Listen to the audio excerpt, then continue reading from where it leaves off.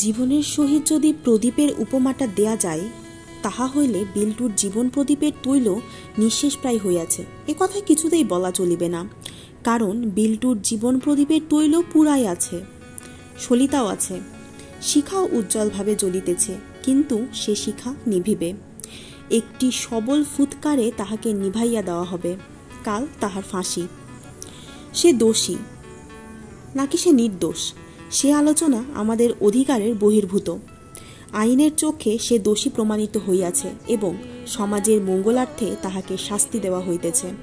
হয়তো তাহাকে লইয়া মাথায় ঘামাতাম না, যদি সেদিন জেলখানায় বেড়াতে গিয়া তাহার আর্ত করুণ চিৎকার না শুনিতাম। বুদনি, বুদনি!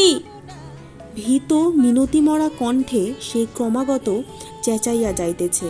বুধনি তাহার স্ত্রীর নাম। হাজারিবাগের পার্বত্য প্রদেশে ইহাদের বাস। এই পার্বত্য পল্লীতেই একদা ধনুকধারী বিল্টু শিকার সন্ধান করিতে করিতে বুদনির দেখা পায় এক মহুয়া গাছের তলায়। নিকষ কালো কৃষ্ণাঙ্গী কিশোরী বুদনি। সত্য কোনো যুবক আলোছায়া খচিত মহুয়া তরুতলে কোনো কিশোরীকে দেখিলে যে ঔদাসীন্য ভরে চলিয়া যাইত, বিল্টু তাহা করে নাই। বন্য পশুর মতো সে তাড়া করিয়াছিল। তস্ত্রা হরিণীর মতো দ্রুত বেগে পলায়ন করিয়া বুদনি নিস্তার পায়। তখনকার মতো নিস্তার পাইল বটে, কিন্তু বিল্টু তাহাকে স্বস্তি দিল না। অভ্যাসটা তাহাকে দেখিলেই তাড়া করিত। তাহার পর সেই বাঞ্ছিত দিবস আসিল। ইহাদের মধ্যে বিবাহ এক বিচিত্র প্রথা বটে। মাঝে মাঝে প্রভাতে বিস্তীর্ণ মাঠে ইহাদের সভা বসিত। সেই সভায় কুমার এবং কুমারীগণের সমাগম হইত। একটা পাত্রে খানিকটা সিঁদুর গোলা থাকিত। কোনো অবিবাহিত যুবক কোনো কুমারীর পাণিপ্রার্থী হইলে তাহাকে সেই কুমারীর কপালে ওই সিঁদুর লাগাইয়া দিতে হইত। সিঁদুর লাগাইলে কিন্তু যুবকের প্রাণ সংশয়। সেই কুমারীর আত্মীয় স্বজন তৎক্ষণাৎ ধনুর্বাণ, সর্কি, বল্লম লইয়া যুবাকে তাড়া করিবে এবং যুবা যদি আত্মরক্ষা করিতে না পারে তবে মৃত্যু সুনিশ্চিত। কিন্তু সে সমস্ত দিন আত্মরক্ষা করিতে পারে, তাহা হইলেই সূর্যাস্তের পর আত্মীয় স্বজনেরা মহা আনন্দে মাদল বাঁশি বাজাইয়া কলরব করিতে করিতে কন্যাকে বরের গৃহে পৌঁছাইয়া দিবে। এই শক্তি পরীক্ষায় উত্তীর্ণ হইয়া বিল্টু বুধনিকে জয় করেছিল।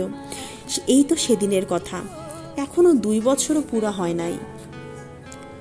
অসভ্য বিল্টু জঙ্গলি বুধনিকে পাইয়া কি ভাষায়, কোন ভঙ্গিতে তাহার প্রণয় প্রকাশ করিয়াছিল তাহা আমি জানি না। কল্পনা করাও আমার পক্ষে শক্ত।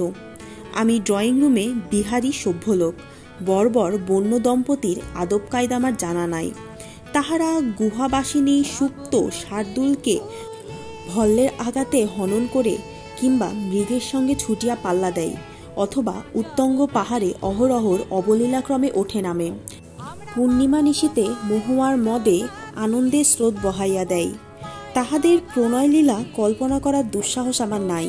শুধু এইটুকু জানি, বিবাহের পর বিল্টু বুদনিকে এক দণ্ডও ছাড়ে নাই। এক দণ্ডও নয়। বনে জঙ্গলে পর্বতে গুহায় এই বর্বর দম্পতি অর্ধনগ্ন দেহে বিচ্ছিন্নভাবে বিচরণ করিয়া বেড়াইত। বুদনির খোপায় টকটকে লাল পলাশ ফুল, বিল্টুর হাতে বাঁশের বাঁশি, এই সম্বল। সহসা এক বিপর্যয় ঘটিয়া গেল। বুদনি এক সন্তান প্রসব করিল। অসহায় ক্ষুদ্র এক মানব শিশু। বুদনির সে কি আনন্দ! বর্বর জননীরও মাতৃত্ব আছে।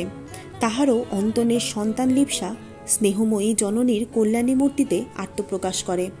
নারীত্বের ধাপে পা রাখিয়া বুদনি মাতৃত্বলোকে উত্তীর্ণ হইয়া গেল। বিল্টু দেখিল, এ কি, বুদনিকে দখল করিয়া বসিয়াছে এই শিশুটা। বুদনি তো তাহার আর একার নাই, অসহ্য। বিল্টুর ফাঁসি দেখিতে গিয়াছিলাম। সে মৃত্যুর পূর্বক্ষণ পর্যন্ত চিৎকার করিয়া গেল, বুদনি, বুদনি! ভগবানের নামটা পর্যন্ত করিল না। নৃশংস শিশু হত্যাকারীর প্রতি কাহারও সহানুভূতি হইল না।